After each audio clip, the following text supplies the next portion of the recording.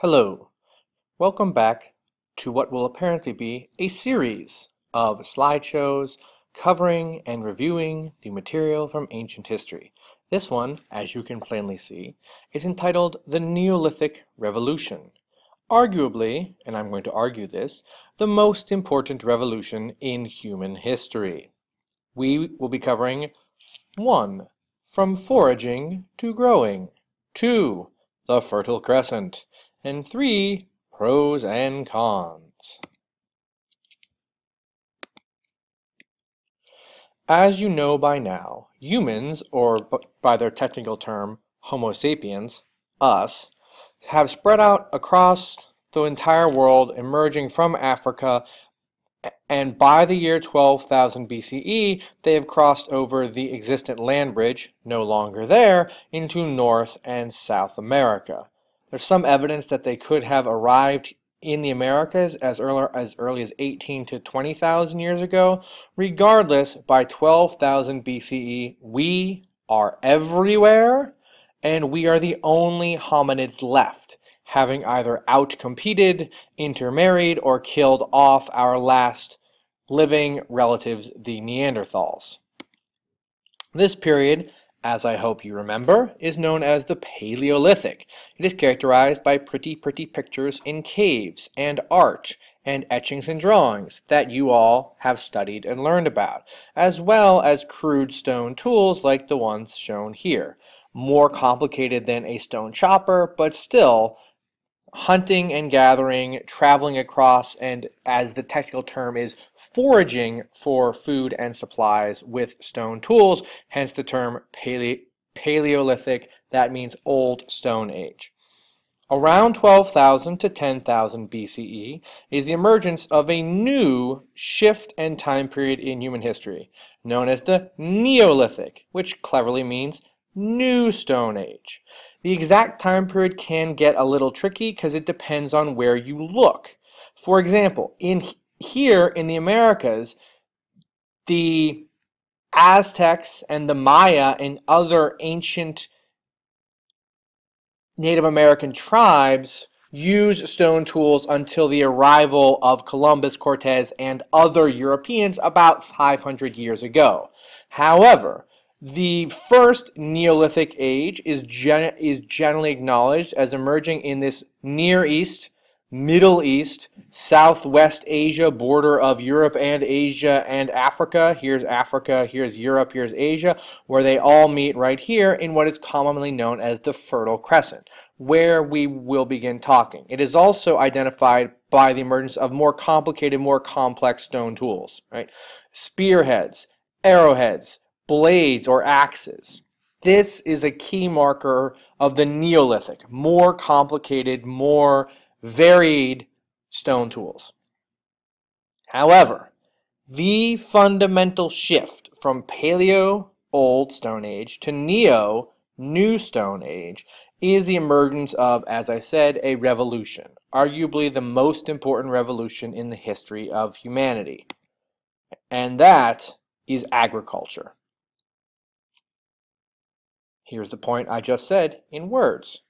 This is a shift from foraging or gathering and hunting, as we saw in the earlier time period, to farming. The exact causation, the exact process is still uncertain. There are several possible theories. One is sort of an accidental theory that people are gathering grains and fruits and plants and vegetables and accidentally store them in the ground or drop them near where they live, and of course they have seeds and sprout and grow, that it's happenstance. There's also a theory that it is more intentional. Clearly, by the point at which we can identify agriculture, farming, it is intentional. Here are pictures of the early wild, natural types of plants and wheat and seeds that people gathered. And now you know when I recorded this.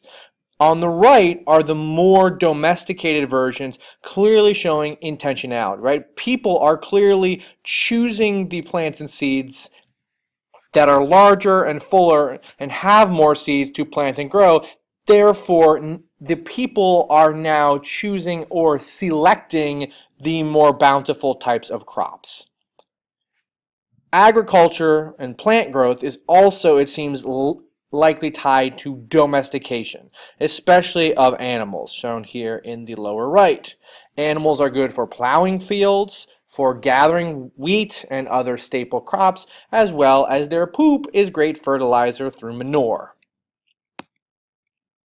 We know that agriculture was so important that it was independently created or invented or found by humans in many different places.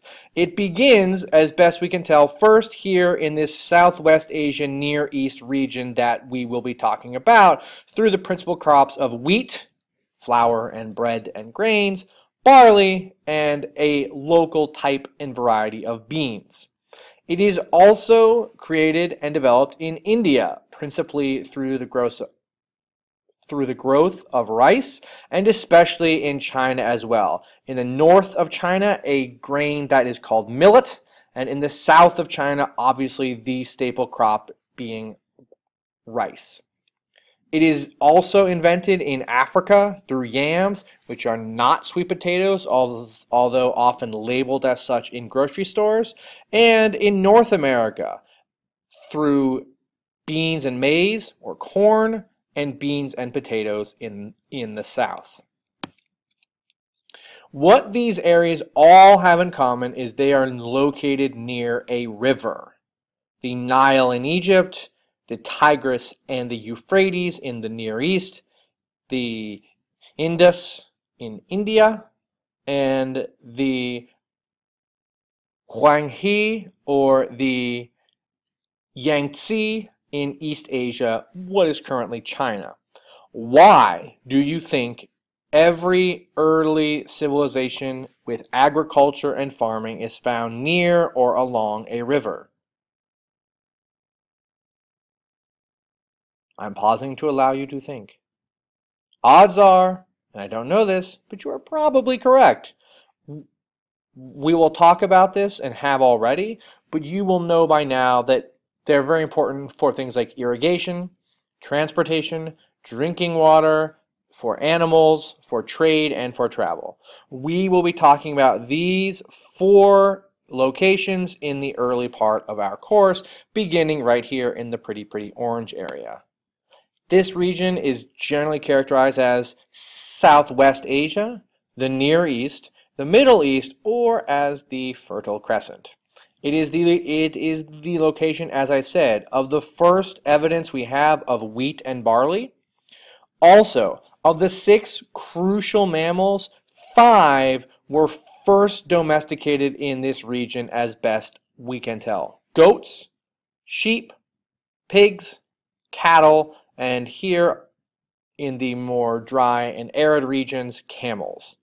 All good for food, for milk, for transportation, for clothing, for multiple possible uses.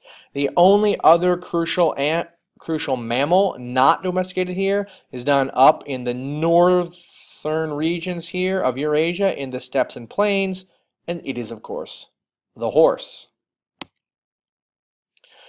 One important early center of trade and urban city life is Katohoik.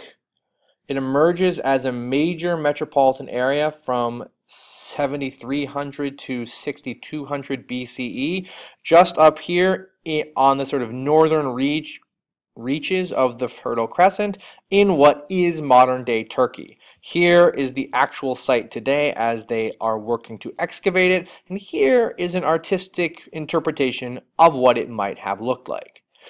We will and have been doing work on this urban place and settlement through activities in class. Last, as I promised you at the beginning, pros and cons. On the pro side, farming is awesome. The key thing that you get from farming and agriculture is a surplus. It is extra, over and above, more food than one person could possibly need. What that means is that through the work of one farmer, he, or more accurately, he, she, and all their kids, right? It's a big family operation, can produce more food than they need, giving them a surplus. This extra food allows more time for other people who are not farming to do other things. This is termed the specialization of labor. All that means is different people are doing different jobs. In the Paleolithic, as best we can tell, most people spent most of their time gathering food, because you had to, or you would die. Now that one person can make more food than they need, this frees up time and labor for other people to do different jobs.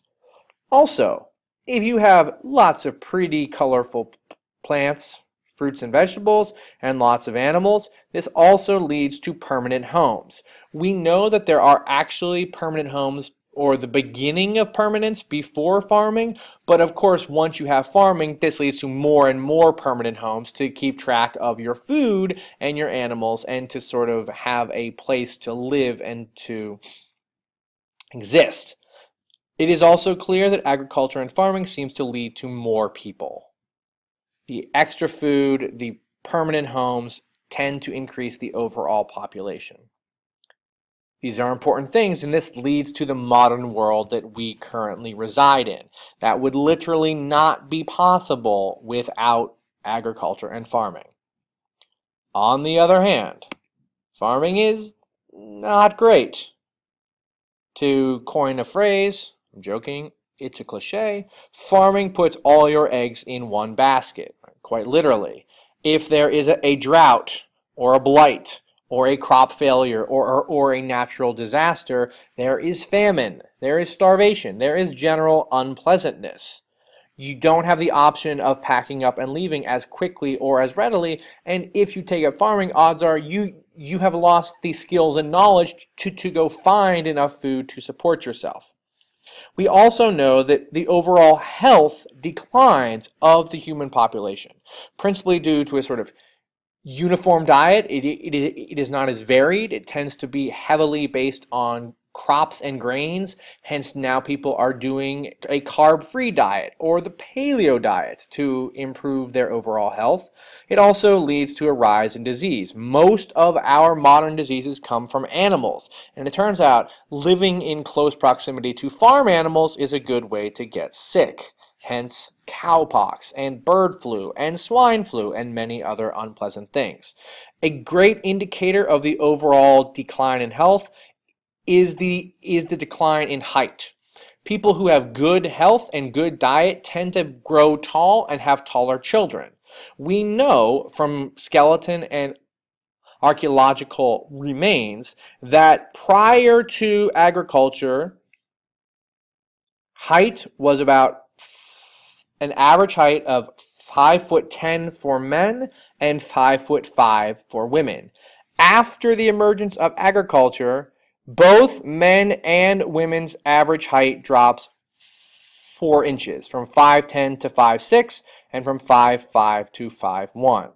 We do not reach the average height before agriculture until the 20th century. In other words, it takes us about 10,000 years to get back to the average height and health from before agriculture.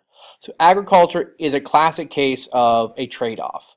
It has great benefits, as we saw, but it also has real problems. And we are going to talk more about that trade-off and those pros and cons as the course goes on. Thank you for listening. Be well.